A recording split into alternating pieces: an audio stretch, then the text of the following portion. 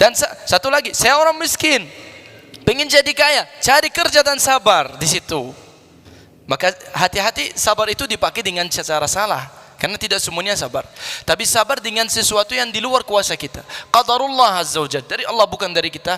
Itulah yang kita sabar. Makanya orang tersebut hari kiamat dikasih hadiah atas kesabarannya seperti itu. Tapi bukan orang yang su'ul khatimah wal'iyadzubillah, dia melakukan dosa yang banyak, itu sabar dari mana dia? Enggak ada sabarnya dia. Justru sabar kata para ulama apa? Sabar dengan taat dan dari maksiat. Maksiat jangan dilakukan, itu sabar. Misalnya anak-anak kita masih usia muda belum nikah, sabar. Butuh uang, cari kerja nih, sudah tapi maksimal, gaji saya cuma segitu, nyuri, enggak, sabar di situ. Tapi tidur di rumah, enggak mau cari kerja, sabar? Enggak. Bukan sabar. Maka harus kita paham dulu apa artinya sabar. Kalau begitu, nah itu termasuk artinya innama yuwaffas-sabiruna ajrahum, datang hari kiamat tidak ada hisab. Karena soalnya hisab itu luar biasa, tidak begitu mudah. Begitulah wallahu a'lam. Barakallahu fiik.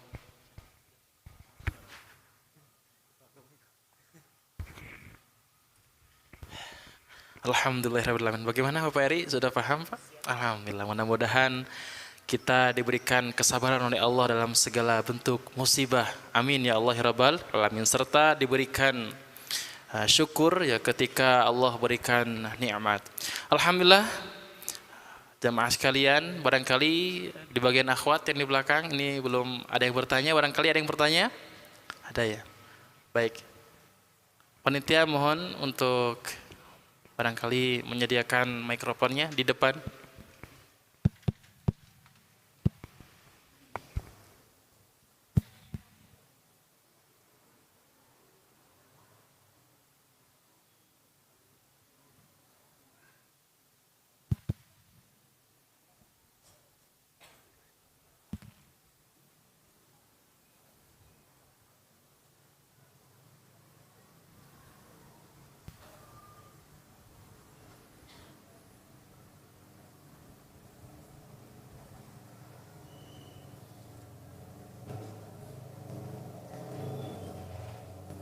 Assalamualaikum warahmatullahi wabarakatuh.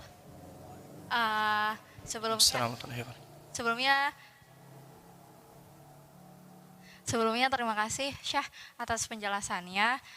Ada dua hal yang saya ingin tanyakan. Yang pertama itu setahu saya tuh Jazirah Arab tuh dipersiapkan untuk turunnya Rasulullah bahkan sejak Nabi Ibrahim alaihissalam dan Nabi Ismail alaihissalam itu meninggikan fondasi Ka'bah. Nah itu kenapa daerah Jazirah Arab saat itu, daerah Makkah saat itu yang kemudian dipilih oleh Allah gitu sebagai tempat turunnya Rasulullah. Yang pertama itu. Terus yang kedua, setelah kemudian Rasulullah SAW menyebarkan risalah dari Allah gitu ya, bagaimana tanggapan penguasa-penguasa di sekitar Arab saat itu? Bukan kalau misalnya kalau kaum Quraisy kan banyak yang tidak suka. Nah kalau misalnya kayak daerah-daerah situ kan ada kayak Persia, Romawi mungkin ya. Nah itu tanggapan kerajaan-kerajaan saat itu ketika mendengar ada agama baru mungkin atau ada risalah baru yang dibawa Rasulullah itu seperti apa? Itu saja Syah. Jadi yang pertama, kenapa Allah pilih Makkah untuk Rasulullah? Ya. Untuk turun biasa. Betul? Ya.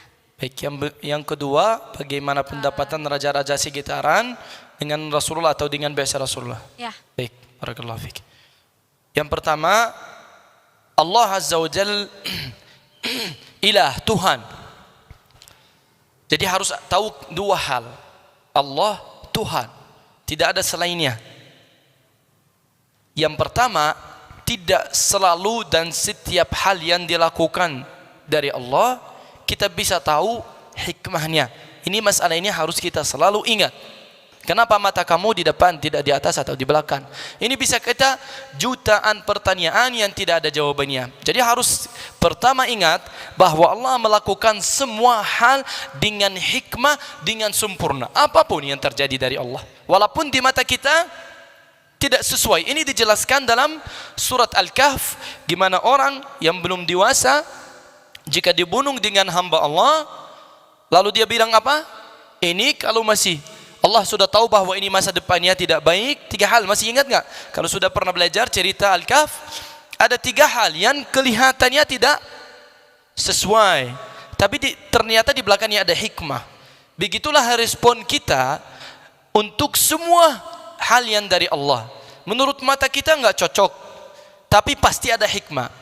Kadang kita bisa tahu hikmahnya, kadang tidak bisa tahu hikmahnya karena batasan ilmu kita. Kalau yang tadi disebutkan Makkah, Al-Ka'bah, kata para ulama malah ada ayat, inna awwala baitin wudi'a linnas lalladzi bi Bakkah mubarakah. Maka Al-Ka'bah pilihan Allah. Malah kita belajar dalam cerita Sayyidina Ibrahim, jika dibangunkan lagi Al-Ka'bah, tempatnya kosong, nggak ada apa-apa. Jika pergi Sayyidina Ibrahim simpan istrinya sama Sayyidina Ismail, nggak ada apa-apa di sana, nggak ada makan, nggak ada apa-apa. Itu pilihan siapa? Sekali lagi, pilihan Allah. Tempat ini pilihan Allah. Kenapa? Wallahu a'lam, secara tempat. Tapi kita sudah tahu bahwa Makkah, Al-Ka'bah, dalam Al-Quran juga, ini masjid Allah, rumah Allah yang pertama. Makanya para ulama bilang apa? Masjid yang pertama, kiblah yang pertama untuk umat apa? Terakhir. Nyambung nggak? Nyambung, melindungi semua agama. Hanya agama Islam yang melindungi seluruh agama yang lain di dalamnya. Kita terima seluruh Nabi dan Rasul, yang lain tidak menerima kita. Jadi Baitullah pilihan Allah. Makanya karena pilihan Allah, tempat yang paling agung di bumi, disitulah Allah turunkan Rasulullah SAW secara tempat. Tapi kata para ulama sekali lagi, Allah Azza wa Jalla la yus'al amma yaf'al. Dalam Al-Quran ayat, baca nanti ayatnya artinya, la yus'alu amma yaf'al wa hum yus'alun. Karena supaya kita bertanya, ini contohnya. Bayangkan nanti insya Allah punya anak, kalau yang belum punya, kalau yang sudah punya pasti paham masalah ini. Anak kita usia 3 tahun, kita kasih makan, atau kita pergi, atau melakukan apa-apa, dia nanya, ayah kenapa ini begini? Ayah kenapa ini begini? Enggak selalu kita bisa jawab, usianya masih kecil, enggak akan paham. Betul enggak? Makanya ini contoh masih manusia sama manusia, gimana manusia sama Tuhan. Tidak semua hal kita bisa paham. Ini untuk pertama harus kita selalu ingat. Jadi tidak boleh selalu bertanya kenapa. Tapi kadang ada hikmah dijelaskan dari para ulama. Seperti tadi, Baitullah pilihan Allah, ini tempat yang paling agung, kiblah kita. Ini yang dipilih sama Allah untuk umatnya dan untuk Rasulullah. Kenapa tempat tersebut juga yang kita sebutkan Nabi Ummi di ummah ummiyah? Karena umat Arab tidak punya apapun. Tidak bisa ada yang katakan sekarang sesungguhnya Al-Quran ini hasil turunan orang Arab, dulunya orang ulama, dulunya orang seperti apa. Bohong. Gak punya buku. Bawa 1 buku aja sebelum Al-Quran yang ada ilmunya dari negara Arab dengan bahasa Arab, gak ada. Supaya bukti dari Allah bahwa ini dari Allah. Makanya kenapa pilih daerah Arab juga. Salah satu bagian lagi seperti tadi, ini penjelasan dari para ulama, ijtihad istilahnya. Tidak tentu begitu. Kita tidak tahu, tidak bisa nanya untuk seluruh yang dilakukan sama Allah. Salah satu lagi kata para ulama di buku sirah juga, bahwa sebagian sifat baik dari orang Arab itulah yang membantu dakwah menang dan muncul. Seperti apa? Sifat keberanian mereka.